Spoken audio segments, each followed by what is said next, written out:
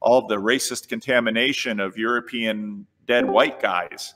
Well, that entire idea is a product of all of that European white guyness, and it's all the other people around the world who don't have any problem at all believing that Jesus will save their soul and usher them into an eternal afterlife. So the project itself doesn't stand up to its own scrutiny. And I see that, you know, so many of the people that are promoting critical theory now, you know, D'Angelo, are you recording, Rick? Oh, we're recording. Oh boy. I can start over. We can edit. Yeah. So there we go. We got that recorded. But it's true.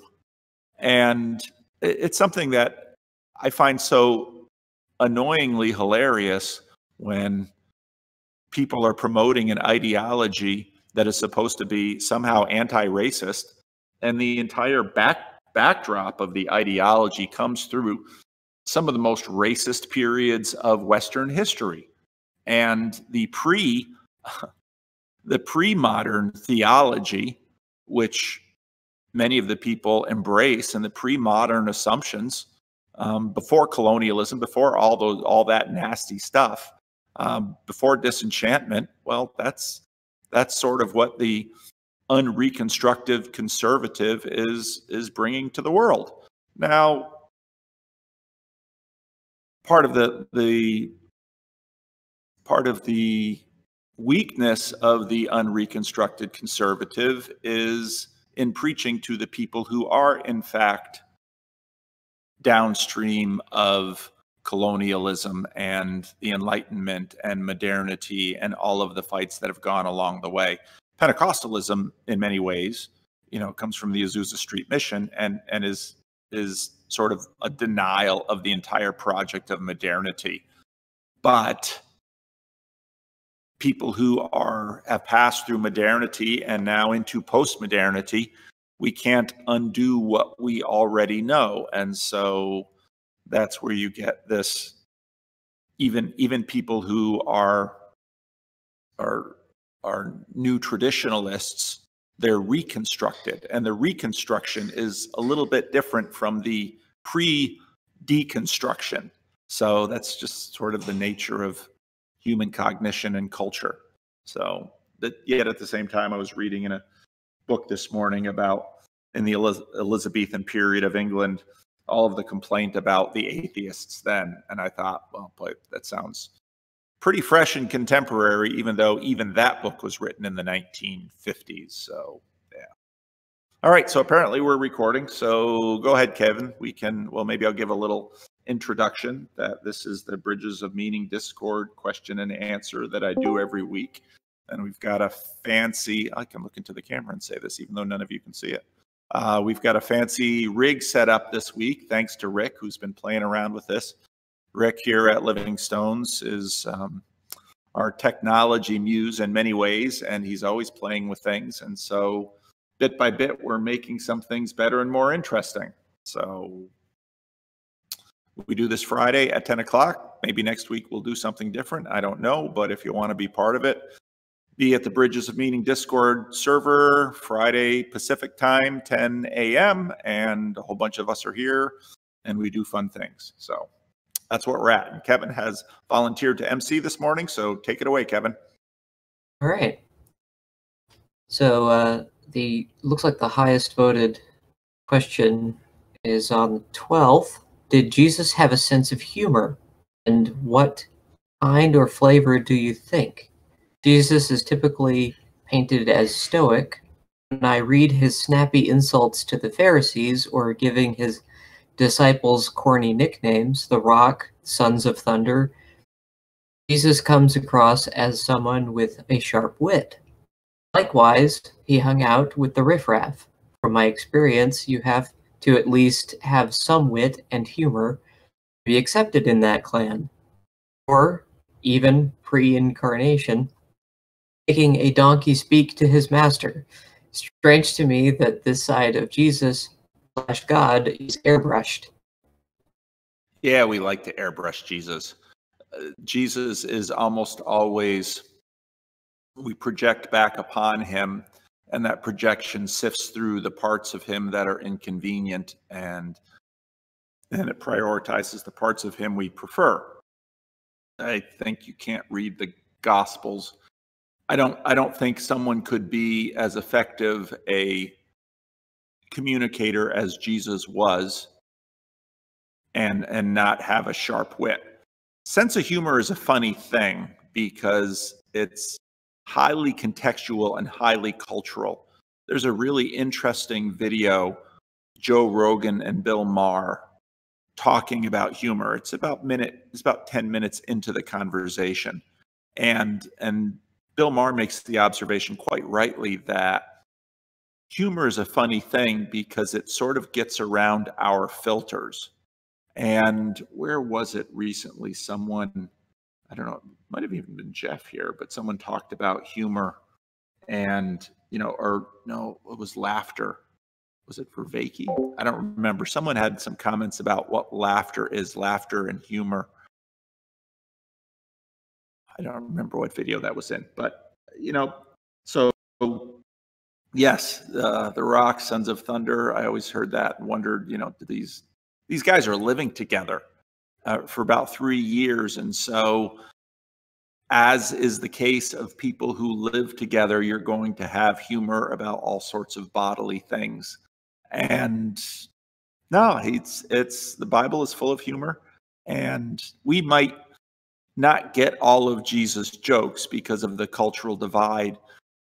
One of the really miraculous things about Jesus and the Gospels and the Bible is just how transcultural it is for so many people. So did Jesus have a sense of humor? Absolutely. What kind of flavor? I don't know. It's so hard because, if you regularly bump into people of different cultures and you have a experiential understanding of cultural divides, the cultural divide between our world and the time and place Jesus walked around in, it's an enormous divide. A language divide. If you've ever gone to a country where you don't know the language and you realize just how inept and powerless you feel.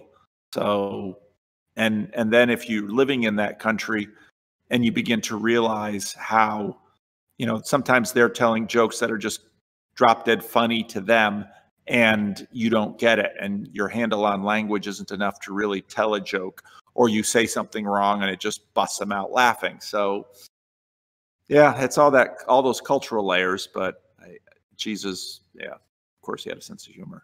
And yeah, Jesus gets airbrushed all the time.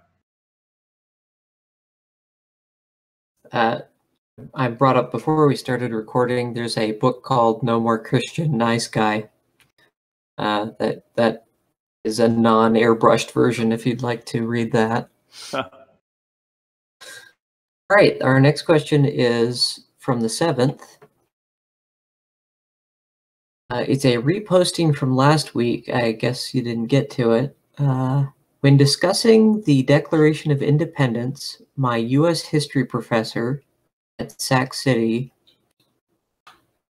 this week said people have tried to explain where we get our rights from something other than God, and none of those have ever proved to be credible or acceptable, so we've always returned back to God. I'm sure you saw Bishop Barron's recent video on the topic as well. Do you think this is something to emphasize or start with when evangelizing? I think I did talk about it a bit last week. Yeah, it's a common move made by apologists, and I think it's a correct move. Many people are asking the question, if you can maintain human rights, even if the underpinning of human rights, which is the religious underpinning, goes away. I think if you push that a bit further and ask some deeper questions about how our moral reflexes are formed and developed. I think about Peterson's ideas about how the Bible, in the biblical series, how the Bible comes about. We know that children, and Peterson again talks about this quite a bit, children have to be socialized at a fairly young age. And Peterson says that if the child really isn't socialized by 4 or 5 or 6, you've missed the window. And so we don't, if you once you pay attention to the fact that our moral assumptions about respecting, and sometimes the costly respecting of other human lives, it's an aspirational goal, that these are shaped by successive generations and deep religious formation. It's I think it's a great and obvious point.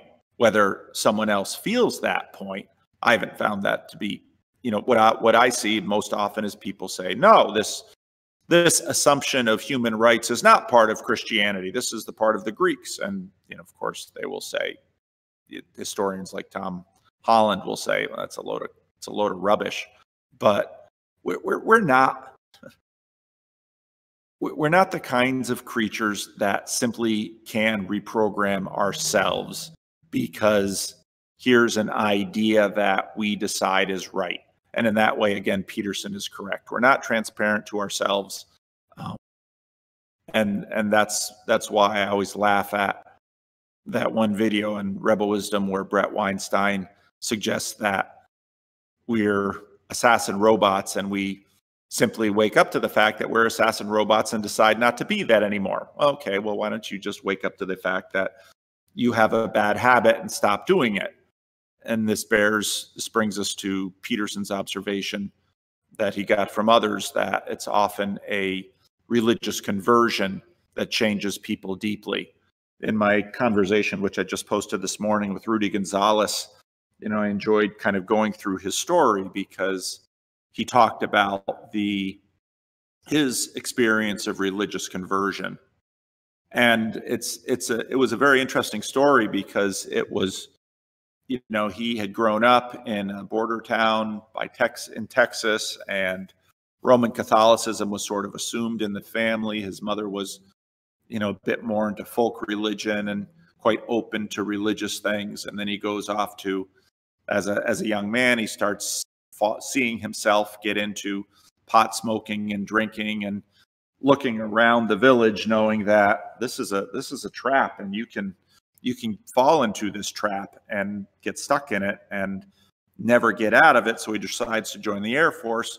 And in the Air Force, he learns that there's drinking and pot smoking there too.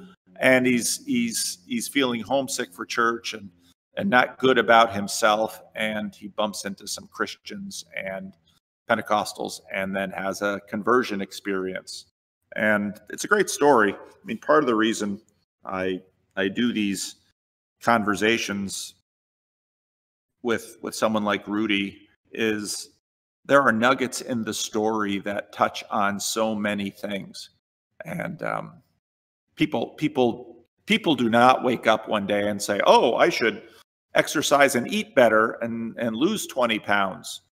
Well, they do get up and say that, but then they don't do it. Well, why not? Because again, we're not masters of ourselves. And so even if you make a devastating logical point in apologetics, in some ways that whole arguing apologetics game is a bit futile, which many, many people know and observe too, because even if Sam Harris would right there on stage say, I believe there is a God. Yeah, how much of his life will change? Maybe he'll wake up the next morning and say, what was I thinking? So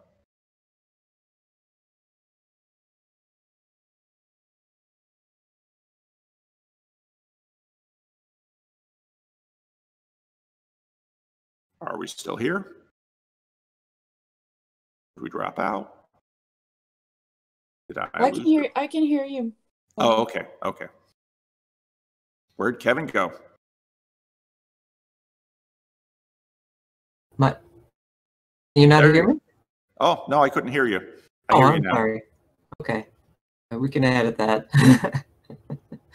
Hi, Paul. Are you familiar with the work of James K.A. Smith? I'm reading his new book on... We saw that one last week, too. Oh, okay. Yeah. So you can start with August 12th. I think we covered everything last week. All right. Let's see.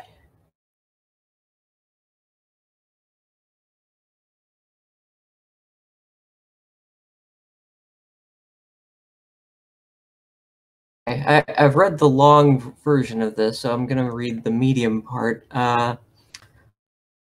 What do you believe is the most important takeaway from, or what are the most important takeaways from the screw tape letters that have applicability not only Christian way of life, but to individuals regardless of faith or lack thereof? I'll sneak a second question in. While devils for Christians may look like various sins indicated in the Bible, devils for people of other faiths might appear at least somewhat differently. Though the devils may appear different, perhaps even occasionally swapping sin and righteousness, would the takeaway from the screw tape letters still be would they still be applicable in this case? Well, it's been a few years since I've reread Screw Tape Letters. It is a book that is full of wisdom, and it's clearly the work of a man who examined himself further than most, and was deeply interested in his own Christian formation. And so, yeah, it's a book I recommend, especially if someone wants to get into Christianity. It's a tremendous book, and every time I read it, I think, wow, I take away so much, and I see how easily and quickly I deceive myself in so many ways.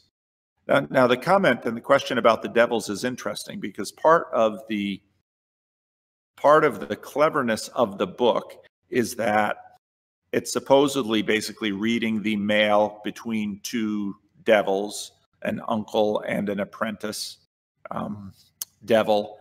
And a big part of the book is that the devils hide, and the devils hide behind all sorts of Christian things, self-righteousness, morality, all of these little tricks we play on ourselves. And so part of the deep conceit and cleverness of the book is that you have the devils are always hiding, because in some ways, for the devils to sort of appear as themselves, the game is over.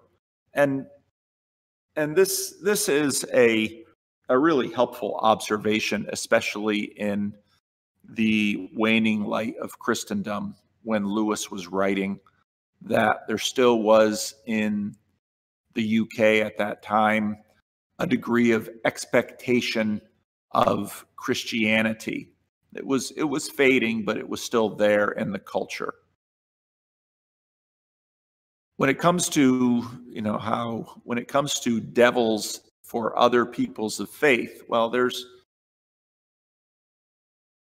a long tradition in many other faiths, of fearing devils and evil spirits. If you read a book like Blood and Thunder by Hampton Sides about Kit Carson and the conquest of the Navajo, the Navajo people were tremendously preoccupied with spirits, as many, many people throughout the history of the world have been. So there's always a degree of commonality between the assumptions about evil spirits and what is good, bad, right, and wrong. And then there are always differences. So I think a lot of the takeaway from Screw Tape is the Christian way of life. But at least since post-Augustine, anybody who's schooled in the ways we deceive ourselves can probably read the book with benefit. Excellent. Thank you. Okay, this one's from Charlie. Is it possible for church bodies / entities to have an estuary?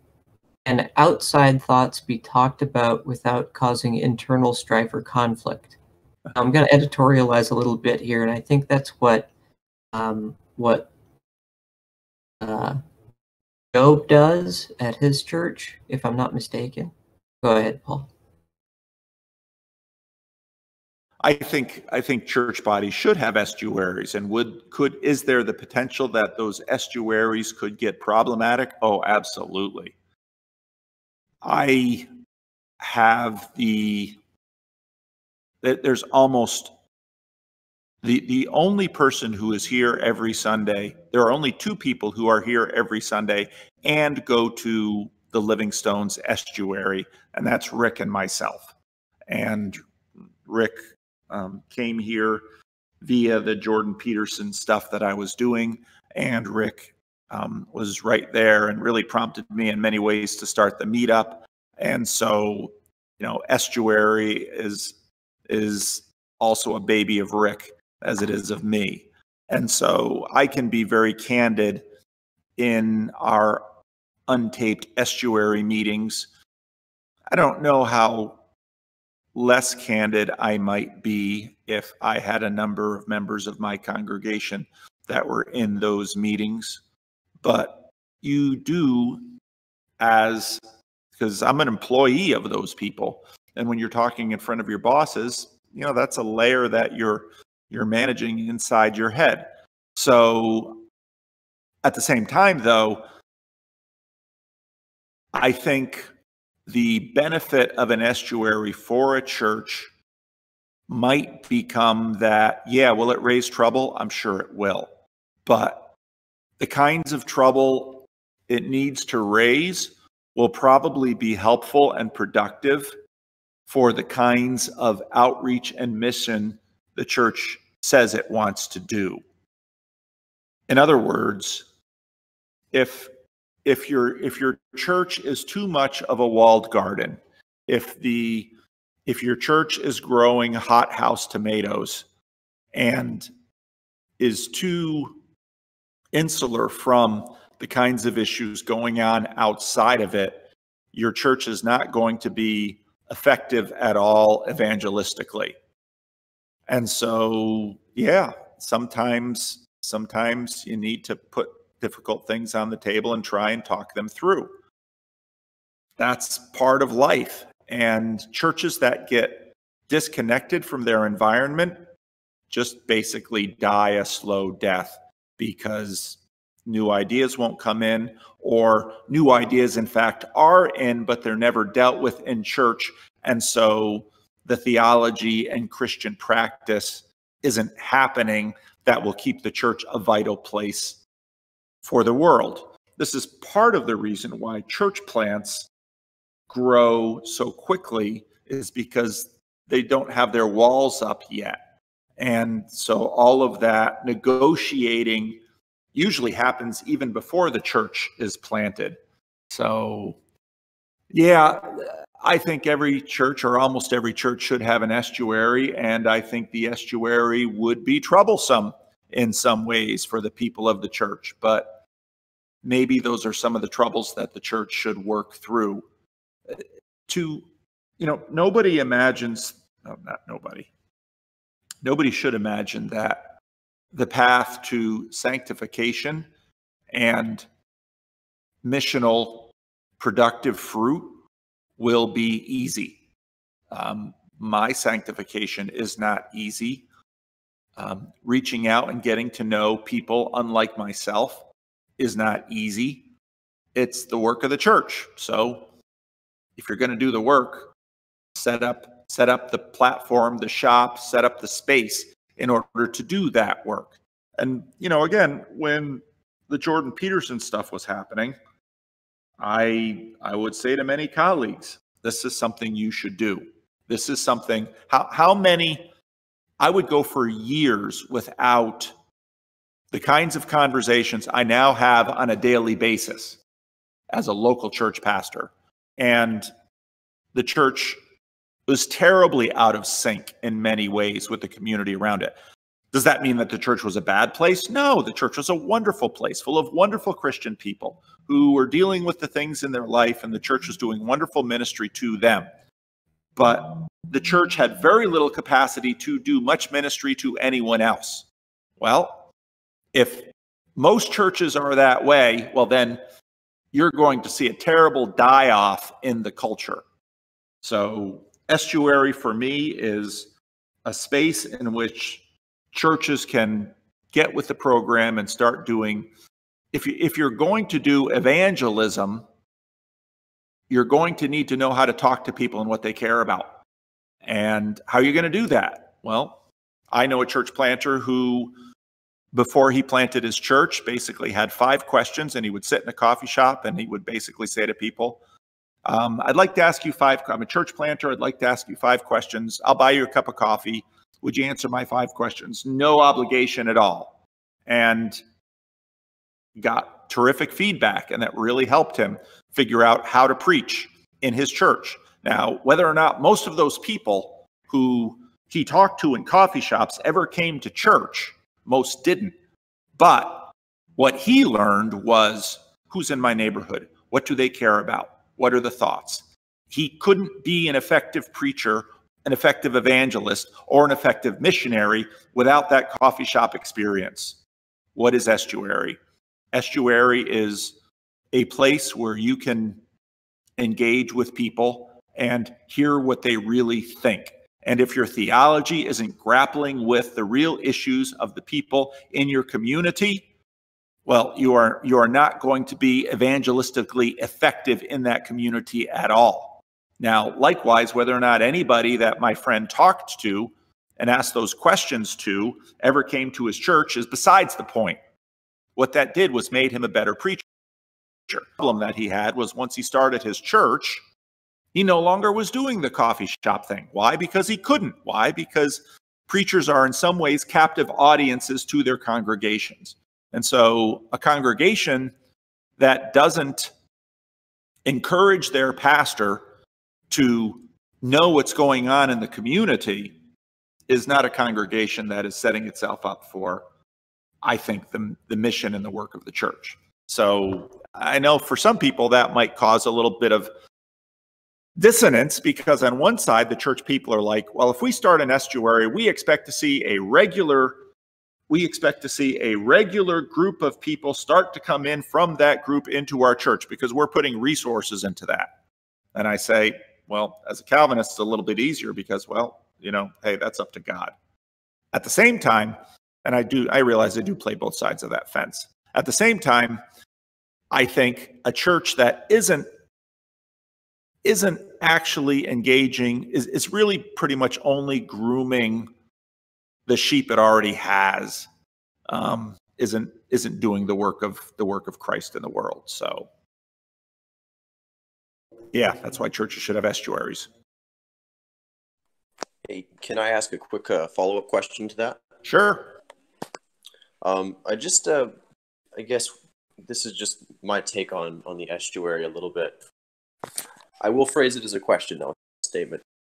From what it sounds as though you're saying, and you're kind of struggling with whether or not to formulate the estuary as a space that, individual churches set up individually, or if it's this sort of amorphous idea that can be sort of taken on as like an orientation towards those who are outside the church, but coming from inside, the church, plural, lowercase Catholic church, rather than saying this particular church should have an estuary. Perhaps it's better to understand it as sort of like an orientation of, you know, a missional orientation towards those outside the church, you know, because you can have a mom and pop church or say like a startup in, you know, in a context where it's not going to grow or it's dying. You know, you have all these different contexts. Certain churches, like you say, will be able to form an estuary easily, say in urban context or whatever. But, you know, if you're more like in your context and you're not seeing a lot of growth,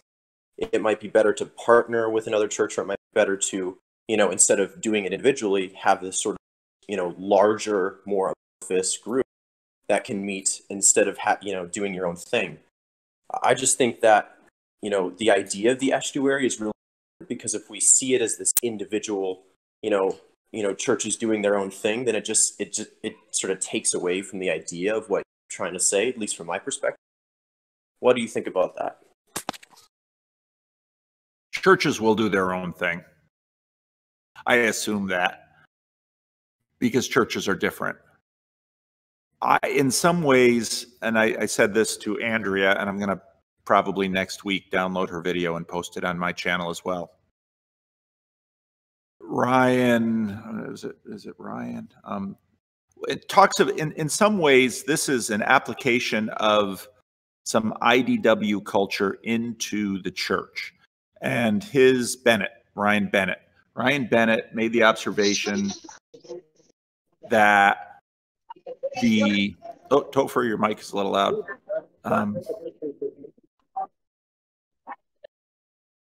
Ryan Bennett made the observation that the IDW is not so much the content on internet servers, but the protocol that allows those servers to talk to one another. When I think about the estuary, I'm in almost daily conversation with some individuals that are looking to really start up their own estuaries. Some of them are in church and are going to be sort of like Livingstone's estuary. Others of them aren't necessarily terribly connected to the church, but are going to have some of this culture in it.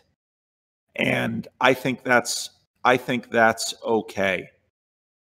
There is the danger that like the IDW, the idea goes out there too broad and is diffused, and basically the signal to noise ratio gets out of whack. Well, that very well may happen. Some people have wanted me to basically start the estuary.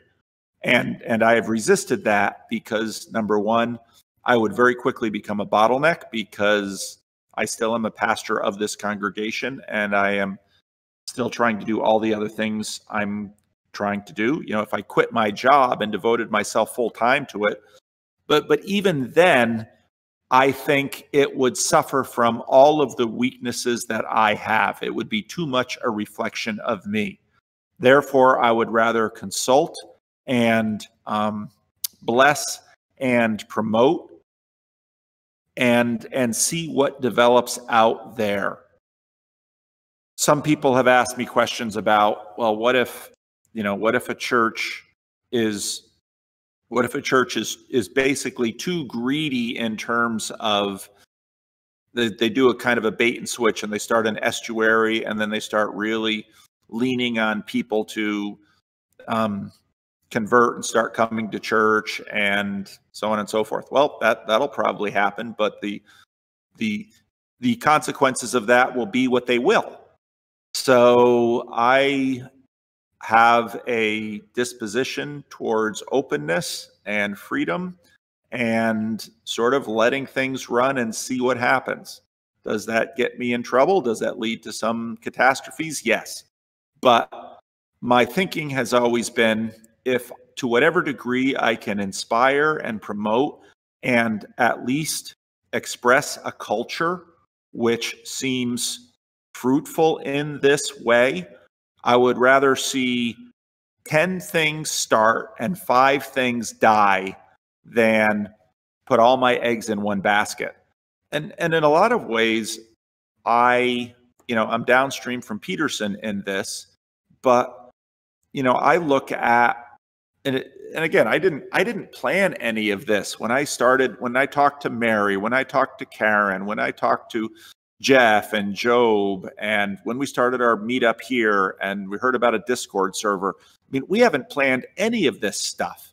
And it's been extraordinarily fruitful, at least according to my metrics, and it continues to be so. So I'm keeping going what's worked with us so far. And will there be some train wrecks? I'm sure there will be. There always are. But the thing about a train wreck is if you can figure out why the train crashed, you're going to have a better train. So it's that type of culture. I don't know if that answers your question. If you want to follow up or push back on anything.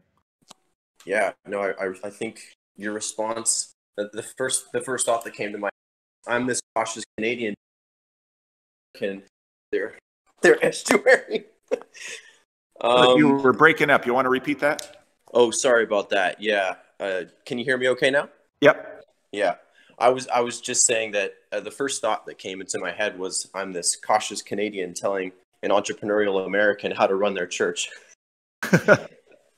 But go ahead. I guess I would push back a little bit on that. When I said amorphous, I wasn't trying to invoke sort of the SJW, mantra of everyone do their own thing and intersectionality, whatever, any of that sort of groupthink identity stuff. I'm not into that at all. My name, Postmodern Pilgrim, is more meant to invoke the journey that I've been on as, in postmodernism and now sort of journeying out of that. So for all of you who think I'm a crazy postmodernist, I can say right now that I'm not. So yeah. But to answer, I guess, push back a little bit. I guess what I was trying to say was my dad's a pastor, and so I grew up in a church for about a decade in the city of Vancouver. Little evangelical Mennonite church. Those do go together for and so for a season we helped plant other churches, and there was this one notable church where they had this crazy idea of starting a coffee shop before actually running the church itself. They called themselves The Rock, and they started up in this little town called Squamish, BC. Some people know it as the climbing of Canada. It's a nice little spot. But anyway, so they start this thing in this hiking town, this climbing town, and they've got hikers coming from all over to this coffee shop called The Rock, and they get in there, and and people start asking them questions, and then from there they actually ended up growing a church of creatives, of rock climbers, of crazy yahoos out in Squamish, and it began as this coffee shop. It began as this little crazy idea. And it turned into something really beautiful. So, I have no qualms about this entrepreneurial, let's try everything and see what works kind of spirit. I love that. I'm just a little bit hesitant to formulate. Well, what I think is most important is to formulate these ideas well before we send them out, because they'll be sent out. They're sent out. I mean, people are doing their own thing as we speak. We've got Jordan Peterson groups, popping up everywhere, and all this stuff is happening. It's very live. The wire's live. So you can feel the energy, I think. But yeah, no, I think maybe if we were to do something, along the lines of writing up sort of a paper on like the structure that this could generally take, dependent on certain context, obviously, but I just think that might be a little helpful to give certain groups, say, this is a general idea of what it could look like. This, we did in our Jordan Peterson group, and take some of these ideas and apply it here or there, and some people will take some of it and leave most of it. I would certainly do that. I think most people would. But it's helpful to have that for some people. I know there's a lot of other people who would be quite afraid of doing their own thing and who are a little less impulsive and entrepreneurial in that sense. So But yeah, no, just an idea. No, and that's a common. The response back has been interesting, and I think as time goes, we will probably figure out, be able to articulate with a little bit more clarity what we are at this point acting out. And again, I go back to Jordan Peterson's first biblical series 1. I mean, in a sense, first we act it out, and we watch each other acting it out, and we learn from that. And then at some point, the language comes. And right now, I think what we're doing is really healthy, because we're talking about it, we're pushing back on each other, we're asking questions, and at some point, we say this is in and this is out. Now, a lot of people want to say, well, before we do anything, we need to know where the lines are. And I'm sort of saying, well, I sort of have a sense of what's in and what's out. And so we work on that. But that's always a judgment call too. And so, with our local meetup, we continue to talk about ourselves and what are we doing and what do we need to do, and we continue to tweak it. But again, part of what I've seen in this is that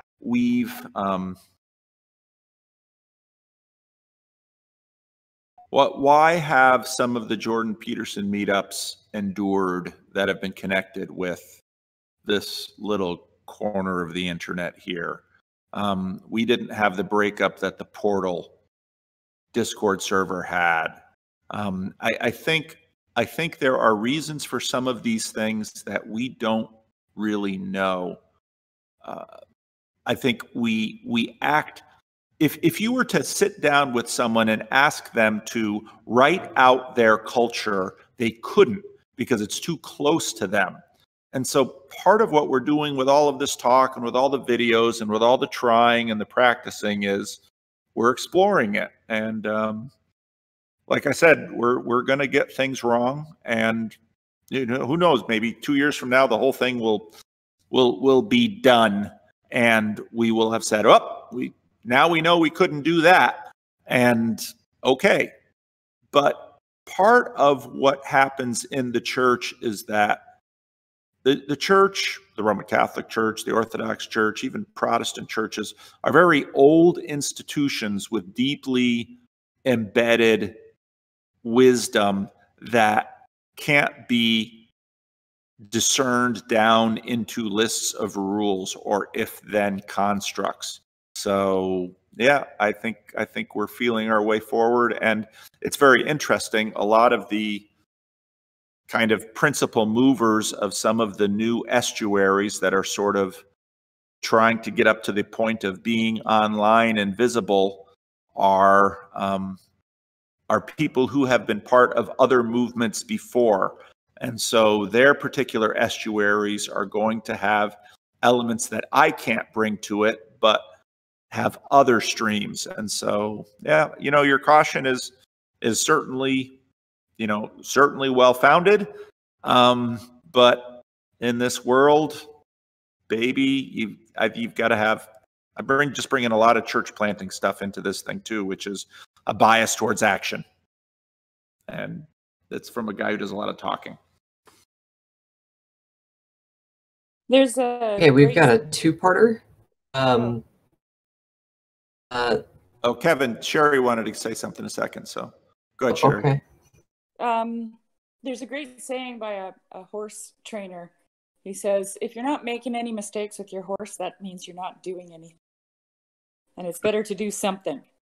And so I think that I apply that to so many things, right? Like if you're not making any mistakes, you're just not moving. You're not moving forward. You're not doing it. You're stagnating. Yep. So, yeah. And it's a big problem in churches. Okay, go ahead, Kevin. We've got a two-parter that they're kind of two sides of the same question.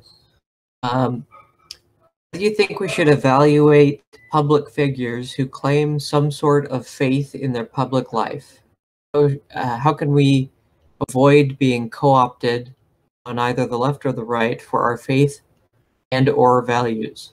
Also, Jesus told us, do not judge, or you too will be judged. For the same way you judge others, you will be judged, and with the measure you use, you will be measured. How can we avoid being judgmental of a person in a negative or sinful sense, given that we have responsibility to judge individuals from a distance as citizens in a democratic society? You didn't read the first paragraph. We even have Biden and Kamala Harris in it. I was recently chatting with a couple of Christian friends who are significantly more progressive or liberal in their faith traditions than I am. They are both very excited about Biden's VP pick for Kamala Harris, in part because they think Kamala is a practicing Christian. Evidently, Kamala regularly attends a church in San Francisco and has spoken about her faith during her campaign, albeit in a very SJW inclusive type ways. Politics aside, well, how do we should evaluate public figures who claim some sort of faith in their public life?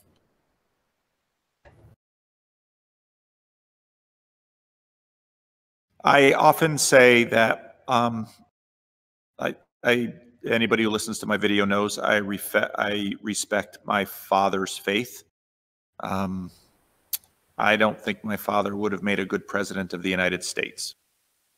Would you rather have a bumbling Christian or a competent Muslim running your country? Depends a lot on the Christian, it depends a lot on the Muslim, and depends on what needs to be brought in.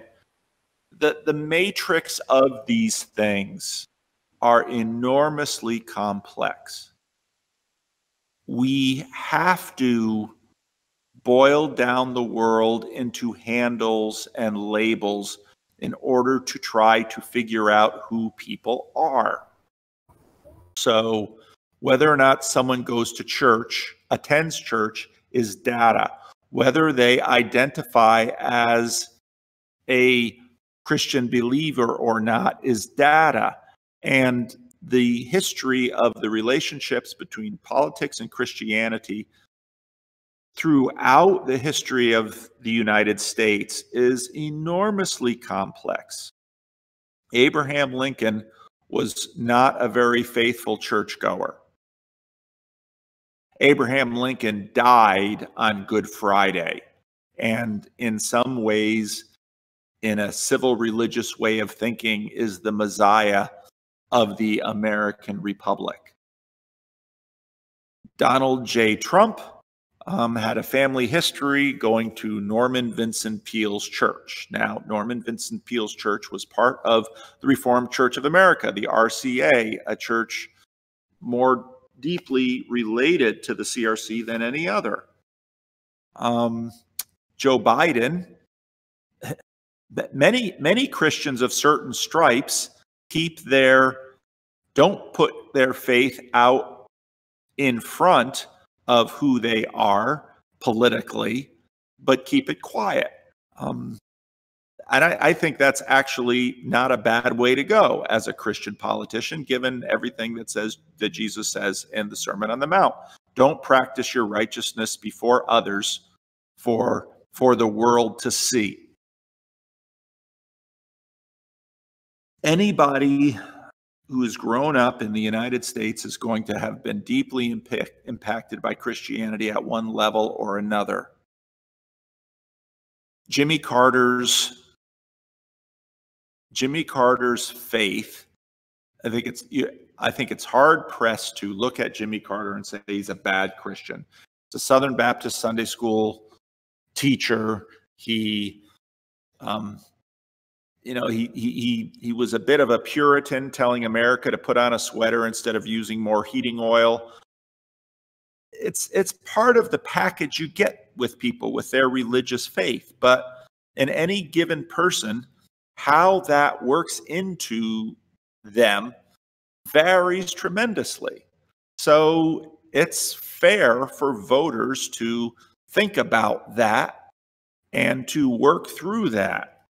But give voters the liberty to to make their choice. So Kamala Harris, I don't know much of anything about her. I do know that politicians and their campaigns, now a political campaign is not the politician themselves. Campaigns are the handlers and people that tell politicians what they should and shouldn't emphasize. And so, for example, there'll be some communities in which Joe Biden perhaps wishes to elevate his Roman Catholic roots. The same happened with John Kerry. John F. Kennedy's Roman Catholic roots were obviously controversial. When Jesus says, "Do not judge," it's pretty clear there that krino, the word, means condemn. But we all must discern. And because right there in the same passage, Jesus says, "Do not throw pearls before swine." Why? Because a pig cannot understand the value of a pearl, because the value of a pearl is simply not within the pig's frame of reference. You can pour slop in front of a pig, and the pig understands the value of the food. So this is something we must do. I think talking about how, if you're talking, again, politics and religion is always, politics is now. Their religious life and their political life are going to intersect. And I would imagine that for any president of the United States, there are moments when they have to make a decision that they have no map for. And their religious upbringing is going to impact that, but also the aspect of the religiosity. Again, for Barack Obama, this was a very interesting part of his campaign. Jeremiah Wright. So, but at the same time, he also read Marilyn Robinson with appreciation. And one of his first podcast interviews was with her, and he asked her questions. So people are complex. There are few things as complex as religion. And so is it worthwhile considering when you think about a candidate? Absolutely. But it's part of the matrix.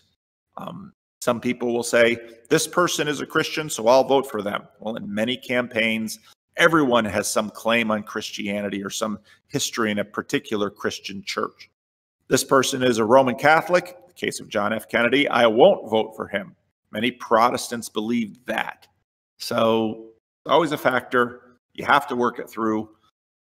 I don't know what else you can do. I would say up your resolution. Although at the same time, if someone from the Christian Reformed Church was running for office, because the Christian Reformed Church is such a small place, that would probably bias me towards them. But then again, let's say if a child of mine were running for office and they had very different ideas of politics than I have, I might still vote for them because they're my kid. So that's kind of the way voting goes.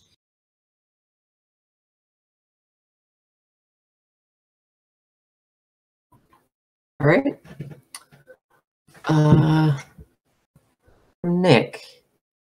Paul, some people close to me are grabbing hold or close to grabbing hold of the Q conspiracy theory, wherein Trump and Trump alone is the one world leader in the last 250 years to defy the cabal of globalist corruption.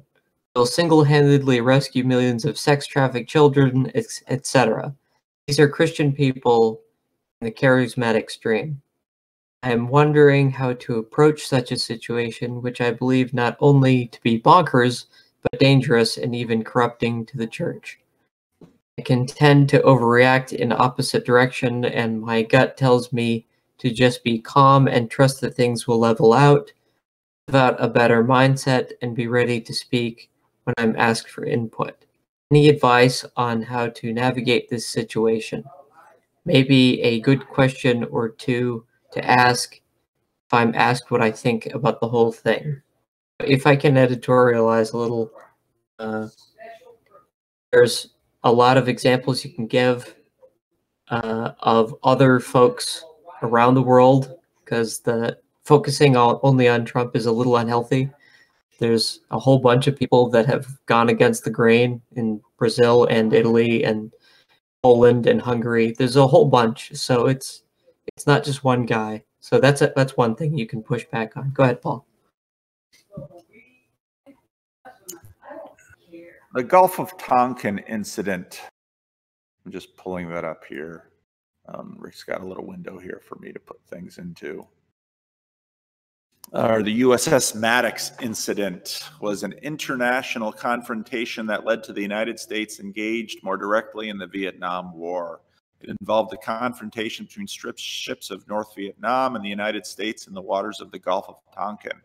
The original American report blamed North Vietnam for both incidents, but the Pentagon Papers, the memoirs of Robert McNamara, an NSA publication from 2005, proved the United States lied to justify a war against Vietnam. And you can read about the Gulf of Tonkin on Wikipedia.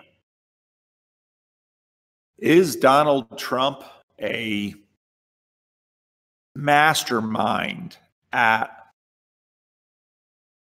playing the blowhard buffoon while he's a mysterious chess player 3 moves ahead of everyone else?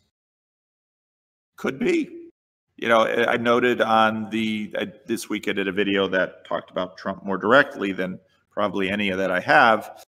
Mary Cohen noted that Donald Trump in college was a very good chess player. That speaks to intelligence. He's not dumb. Who knows? Okay, who knows? Donald Trump was laughed at when he rode that golden elevator down with his pretty third wife and said he was going to run for president, and then he won. And I remember the last days of the campaign, reports were out that he was spending money and time in Minnesota. The Democrats laughed at that. He'll never win Minnesota. He won Minnesota. The world is a very strange place. And our ability to grasp complexities that we have very little grip on is extremely limited. And so this goes into, you know, the religion of Kamala Harris or Donald Trump or Joe Biden, or the, you know, to what level is there? We are so easily fooled, even in areas of our life that we are very, very close to. So, and this is why, in some ways, I'm finally one who says we just have to trust God. And because we don't know enough to not. Yet at the same time, as people who live in a democracy, if you're of voting age in the United States, you get to choose. Canadians, well, they get to live with whatever our choice is. If you live in Michigan or Pennsylvania or Ohio or Florida, your choice matters a lot more than my choice here in California. So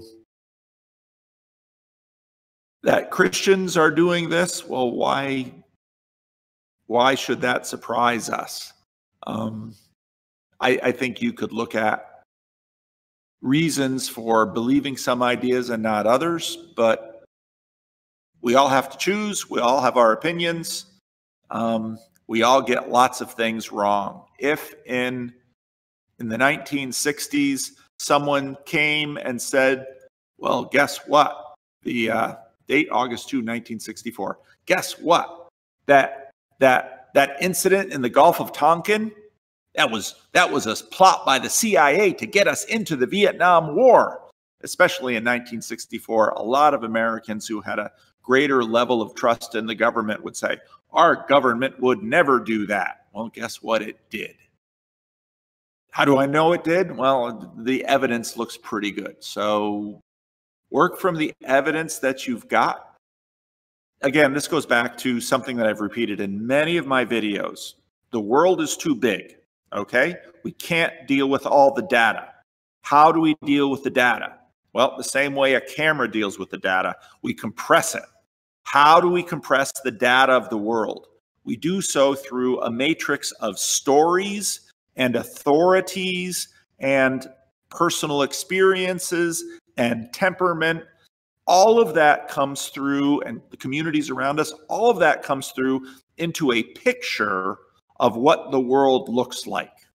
Well, if you can tell a really convincing story, you can fool a lot of people. So that's our lot. QAnon told a really convincing story. Now, in terms of how you should react, I would recommend, I think you wrote it quite well, stay calm. Jesus commands you to love QAnon conspiracy theorists. Jesus commands you to love Christians who will not get a vaccine because they just know that Bill Gates is using this to implant a tracking device in them. These are people you are to love. So loving them might mean figuring out ways to, if you don't believe them, test, challenge, ask questions. And generally speaking, you will have more influence with people if they trust you, because that goes back to the whole data compression thing that we do as human beings. If you can build trust with them, you will probably have more have more influence with them. Same goes with dealing with people of the other political party. Same goes with dealing with people of the opposite sex or a different culture or a different ethnic group. Ask yourself, are my actions building trust with them? Well, then you're probably working profitably. So that's my answer. Okay. I'm interested in your thoughts on Jonathan Pageau's Genesis 1 through 3. Views on Genesis 1 through 3, which he repeated in his recent conversation with John Vervaeke. He states the idea, which I've heard elsewhere, that it is the lack of humanity in man which led him to eat the fruit. Lack of humility in man. Oh, humility, yes. The lack of humility in man which led him to eat the fruit, and that God was eventually going to have us partake in that fruit. However, because of our fall, we are in a perpetual state of decay wherein sin takes us further away from God. The idea that God would have given us the fruit is an idea very strange to me, but I heard it also in the Hillsdale lecture on YouTube. The name of the lecturer I cannot find. How common is this idea in the study of Genesis, and what are your thoughts on it? It's not uncommon. The story is so evocative and sparse that it leads us to exploration. And in fact, I think the Bible itself invites us to live within it, engage with it, explore it.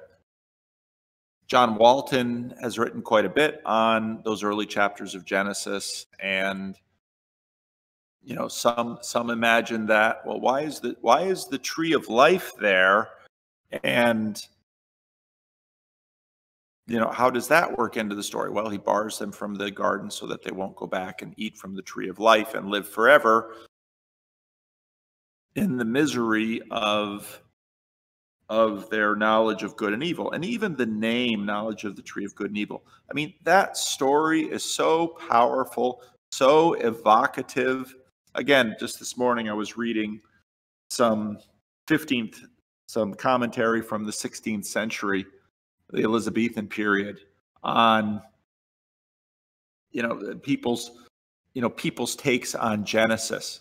Read Augustine on Genesis. Read Origen. Jewish commentators on Genesis. That story, wow, it just leads to all sorts of thinking and speculation. What was on God's mind? Good questions. And I think we're invited to speculate and discuss. And so, you know, now my evaluation of it, Adam's lack of humility, which led him to eat from the fruit, and God was eventually going, okay, so we're going to know the mind of God in this? Well, maybe. You know, Jonathan's, you know, reads the church fathers, and church fathers loved talking about these kinds of things and writing about them and speculating and teaching. And so, you know, there it is. And well, if you're teaching and debating, teach and debate. Other people say, no, I don't think that was on God's mind. And well, what do you think? Well, I think this. Well, defend your answer. And then you look closer at the text, or you look at other parts of the scripture, and that's sort of how the game is played, and it's a good game. So yeah, I guess those are my thoughts. It's not the first time I've heard the idea. Okay, this one's from Luke. Estuaries are full of life and diversity and multiplicity, and in harmony as one giant microorganism. Let's have that be connected to the church, but not be the church. How does the life-giving environment feed from the church? The analogy gets a little muddied, but this is the question that I've been thinking about. Well, here's the question. Where does the river end and the sea begin? Where does the estuary end and the river begin? Where does the estuary end and the sea begin? Part of the reason I put estuary at the end of the river is that the estuary is not the river. I think this is partly how we are as people. As a human being, I have this boundary of skin that envelops me, and it's a pretty important boundary. But there's another sense in which I am sort of out there with other people. You know, we had a question about grief, and I remember when my sister died, I was just pondering, well, my body is enclosed in this skin, but me, I'm this story. Well, how does that relate to the body? Well, it does. Well, my story and my sister's story, my sister who died, her body died, and something of her story died. Other aspects of her story did not die. And so the church is the body of Christ, but the world is owned, the whole earth is full of God's glory. I think there are roles for boundaries in the world. If my skin isn't working as a boundary, the body has trouble. And I think the church, you know, Jesus selected 12 disciples. To the best of our knowledge, there were a whole group of others around the disciples. One got picked up after Judas, went away. I don't think having some lines and boundaries is a bad thing, but and that's why I would separate estuary from church.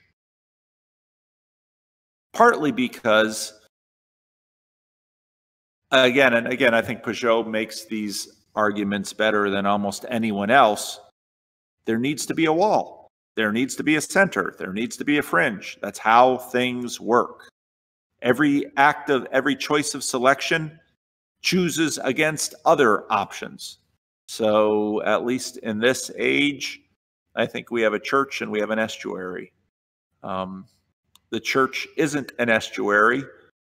My body isn't my whole self, but they're related. How does the life-giving environment feed from the church? Well, that's because the river flows into the estuary, just like the church flows into the world. But the church is not the world. The analogy gets a little muddied. Yeah, so do estuaries.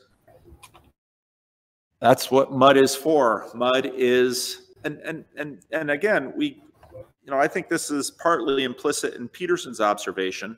When institutions tend to ossify, they get old and brittle, and so you need flow in and out.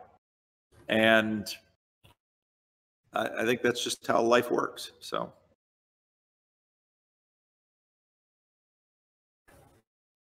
Early in the C-19 response, you defended churches closing while businesses and governments stayed open. The position that it was out of love for the sick to suspend care of their healthy. Now we are looking at a half to full cycle or more with online-only church, which isn't real church as you admit. It's going on so long, you yourself are closing up and reinventing just to try and regain some ground. The state crushed those who tried to stay open. Do you think we as a society made the right call to comply or do nothing?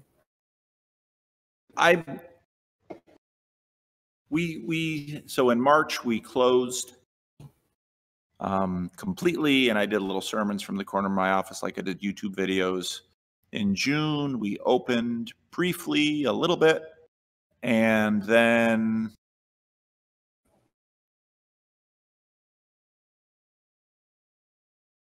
I'm not going to say online what we're doing now. We are streaming from the sanctuary on Sunday mornings. And if you want to know what that looks like, 1390 Florin Road is our address. I'm not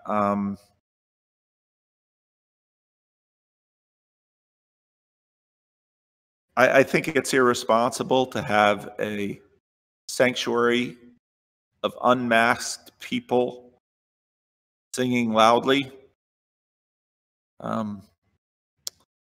You're going to have to figure out whether it's irresponsible to have nothing. Is there nothing in between? And if you are finding things in between, why are you doing it? And how broadly will you talk about it? And so, yeah, each church has to look at their situation. They're going to have to look at what's going on around them, and they're going to make their decisions and act accordingly. And that's what we should do. Now, I've always been someone who believes a lot in locality. That I'm glad that we initially closed everything down. I think that got the attention of some of our people. I don't think we would have had the social distancing and the mask wearing that I think is a reasonable accommodation to the current situation with the virus. And now that's become standard protocol. So I think each church and each pastor has to figure out what they need to do before their God. And there are times where civil disobedience is important. So again, I would not, at this point, push all the chairs back together and have a full group with no masks on, all in one enclosed space, especially with a lot of senior citizens. I think that would be irresponsible. There's all kinds of ways that we exercise responsibility. We try not to leave extension cords around the floor. We try not to leave wet spots on a tile floor. We climate control the room. So I think each church is going to have to figure out what it needs to do its mission, and then they should do it. And I don't think a temporary pause is necessarily a bad thing, but how temporary, and what does the pause look like, and are there other shades of are there other ways to get what you need to do? Now, Living Stones Online is partly partly to serve the members of this church who shouldn't be here. We've got some people who are on chemo and they're immunocompromised. They should stay at home. And so we'll serve them better because of these upgrades. Other people, again, I've had so many people say, well, you're my online pastor, you're my online church. And it's like, oh, okay. I'd like you to someday find an in real life church, but let's see to what degree I can help you and we can help you. So let's do what we can. So that's my take. Okay, this is a go ahead, Sharon. Paul, I just wanted to say, I remember when I first started watching your videos, which was early on, I remember you often saying how this was not a replacement for church, you know? Yep. And I agree with you on that point. I'm not disagreeing with you. But then, oddly enough, we find ourselves in this situation where everybody is doing online church because they actually can't go to church. Yeah. That just kind of blows my mind, actually. Yeah. I just wanted to say that. And there's a difference between personal responsibility and being forced not to be together. Yeah, I find, so right now, the church across the street from us, they're a Hispanic Assemblies of God. They put a big fence up and they're doing church outside. One of our church plants is doing church outside. We're doing our meetups outside, and we have a fire pit, and we have wood that we burn, and we're all up there on the hill, and the chairs are 6 feet apart, and there's a nice breeze that comes through, and even if COVID would go away and we could meet inside, I kind of like the campfire meetups. So we've been learning some things all through this thing. So I'm for reasons, for all kinds of reasons. I think a lot of churches are finding ways to do their work quietly. And in many cases, the state, as long as you're responsible and doing your work quietly, I don't find anti-church patrols prowling the streets, dragging granny off to jail or fining churches a lot. I think the churches that get a lot of attention are the churches making a lot of noise. Well, if you didn't want to get a lot of attention, why did you make all the noise? So, if you're in China and church is illegal, you do church quietly. Figure out what you need to do. Go and do it. And if there's a consequence, pay the consequence. But be responsible. And like I said, we don't have trip hazards all around. We don't have mop handles and wet spots in the floor. We don't use sewer water for coffee. We're always looking out for the health of our members. So we just make adjustments. And I don't know that the state is crushing those who try to stay open. I haven't seen that. But again, churches that make a lot of noise, well, they want attention. So they want to fight with the state. Maybe it's a good thing, more power to them. Go ahead and have the court fight.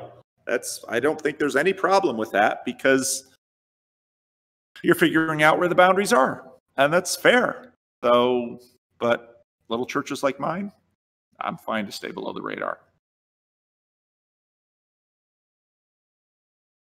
Okay, we have a Bible study question. Spoke in one of your Bible study videos, John 4, God and fire sacrificing on Mount Gerizim or Jerusalem on your church channel about the need for the Jews to contain God with the tabernacle, and that this was the entire job of the priestly class. Failure to contain God ends in him escaping this containment and consuming whatever gets in his way. what does this mean?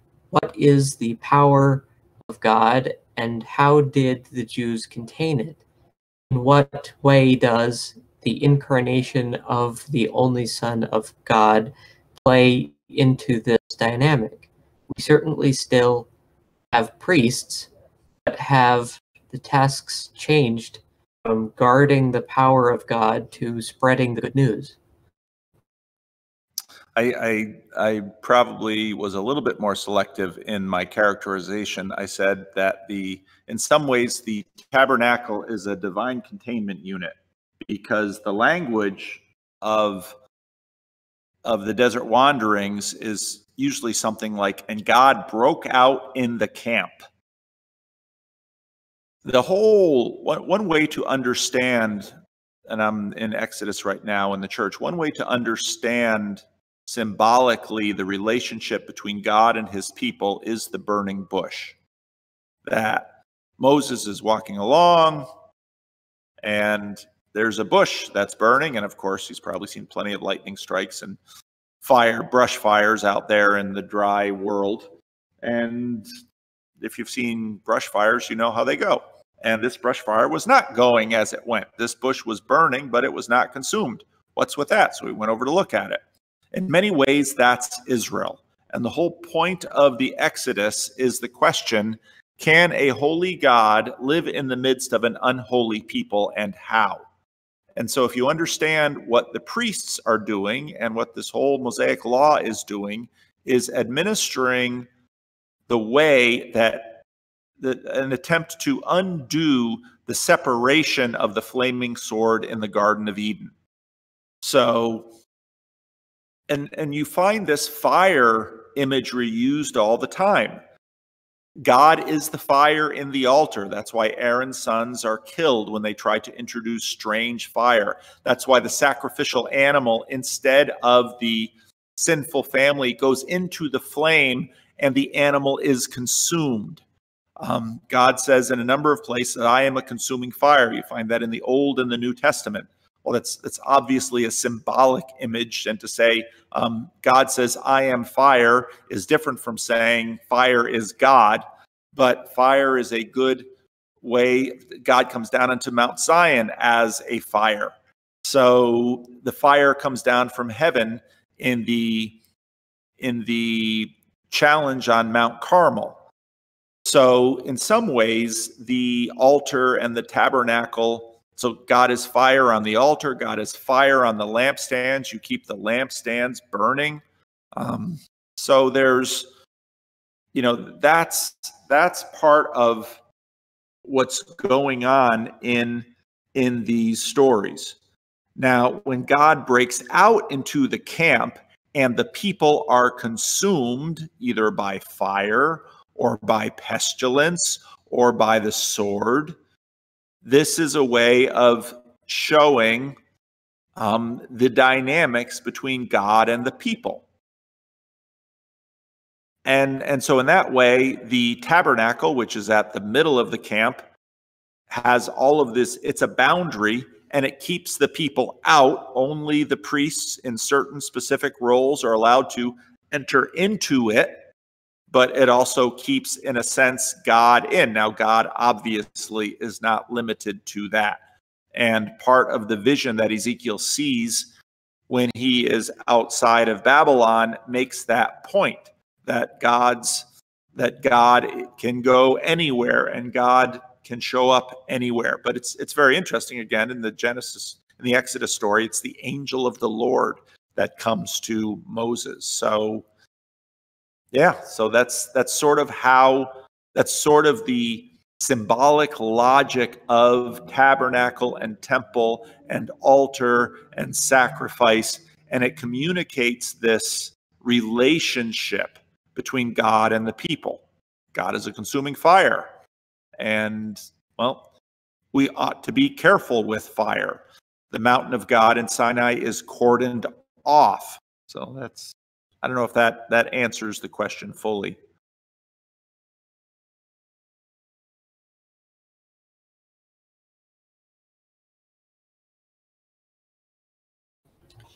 I think we've gotten to the end. Cool. well, we're so yeah, we can end now unless there's any questions anybody wants to ask that they didn't write down.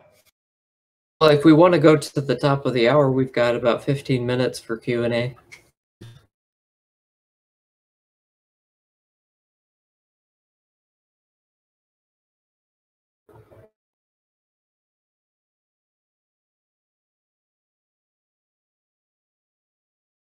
All right, then maybe Hold we're on. done. Oh. We've got one from Richard.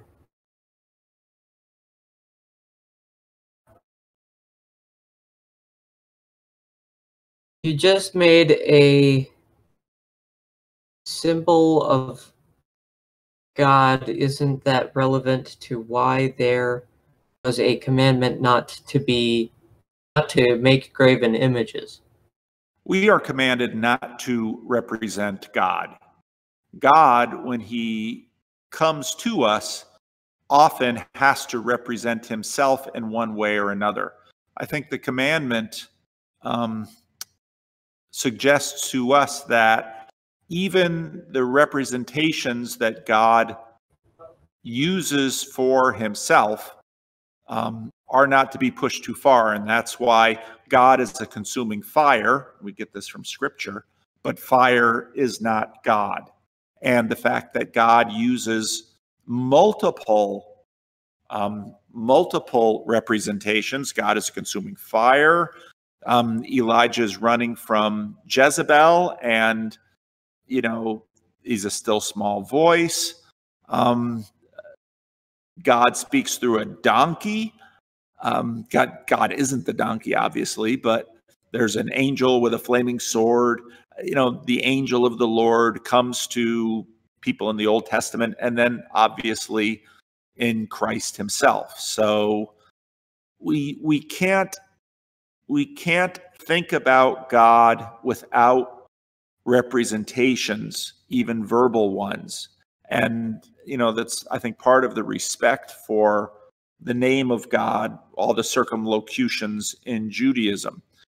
But yet we can't help but think about things with representations by virtue of our limitations. And so when we and the Protestant ethos has generally been, well, we have to use representations, verbal or otherwise. We ought to use scriptural ones, but we ought to be very careful about ones that we create. And even icon carvers. This is why in some ways Michelangelo depicting God as this old man reaching out his arm, we shouldn't picture God as an old man. God is not an old man. Even in the book of Revelation, there's the one that's on the throne. Well, you get to see the throne, but you don't see the one. And others say, well, God is made in our image, so we can work back from the image up to God and talk about the hand of God, the right arm of God, so on and so forth. I think we understand that these are representations, but that God is finally beyond all these representations, which I think is what the commandment tells us. Well, right on time, we got another one. The switch is where at one point we are comfortable with a God who commanded war and a God who is now cool with people coddling themselves with social distancing, etc. To the point where the visceral, dangerous nature of life is now something godly people should eschew. And previously, it was par for the course. Do you think God communicated differently as a norm back in those times? If so, then this position would force a more esoteric view of the arc of history as opposed to a compatibilist view which tries to integrate evolution, science, contemporary docile ethics. It's it's interesting to note that Jesus and the Pharisees don't disagree that if your animal falls into a pit, you can get him out on the Sabbath. There were regular accommodations to human need. I think few of us would imagine hauling people out of a tuberculosis sanitarium to put them in the sanctuary on a Sunday. I think few of us would imagine going to the nursing home and wheeling the dementia victim out into the sanctuary on a Sunday. Maybe crumbling up the Eucharist and injecting it through their feeding tube. I mean, things can get a little crazy now, and this is why I have a problem with churches. Well, I was reading this history about Elizabethan England. There were complaints about secret masses being held, and at that point, war was about to break out between England and the Catholic countries of Europe, and so they were hunting down and killing Jesuits in England. And this was Elizabeth, who many believed was not sufficiently Protestant, and so she had trouble. She had trouble from the Puritans as well, who wanted the Anglicans to stop wearing vestments in church. So, yeah. This is a God who commands war, and he's also a God who, when David goes is hungry because he's fleeing from Saul, is allowed to eat the showbread. And John the Baptist would have liked some pretty hard, firm lines, and Jesus eats with sinners. This is why I say you have sort of the view of the antithesis of the world, which is black and white, right and wrong. And you have the view of the spectrum, which is better or worse. This is the bounded set and the center set always live in dynamic relation one to another. Jesus doesn't say to the thief on the cross, you're a little late coming to the show. Weren't you just mocking with the other guy? Are you doing this just to save your hide because death is near? This is why, again, I say churches have to figure out what to do for people. And someone might say, well, the Mass should be in Latin, and if people need to understand the Mass, let them learn Latin. I mean, these questions can go on forever and ever. And at some point, we have to make our choice, and we will answer to our God for our choices. But I don't know we can get beyond that.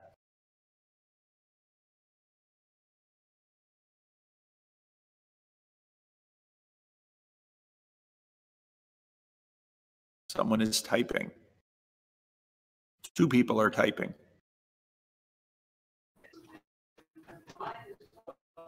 Oh, Christian T. Golden comes in first. In regard to the graven image. In regards to the graven image concern, there is something about making an image of God that lends itself to the belief that God in his entirety is knowable. To recognize some manifest thing as representative of some aspect of God isn't so dangerous as believing that you've got God summed up in one particular manifestation. Even something as wonderful as Lewis's Aslan is but an impression of some aspects of God, and should not be assumed to be a graven, set in stone image. God in his entirety worthy of worship. There are a lot of loose ends that you come up with, because Aslan is really an image of Jesus, Well, Jesus is the icon of the invisible God. And so to give our own favorite heretic his due on the Discord here, what do we mean by that word God? And because God is instantiated in Jesus, does that mean he's in any way a lesser God or not God? And of course, you can have an argument with Sam about that. The position of the church has been to say he's fully God and very God, even though Jesus has skin on him.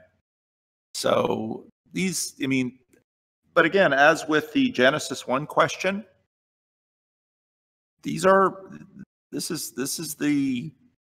is what we do with theology and Christianity and the Bible, is we work through these questions. And as with the estuary, we're not going to fully get everything down in our lists.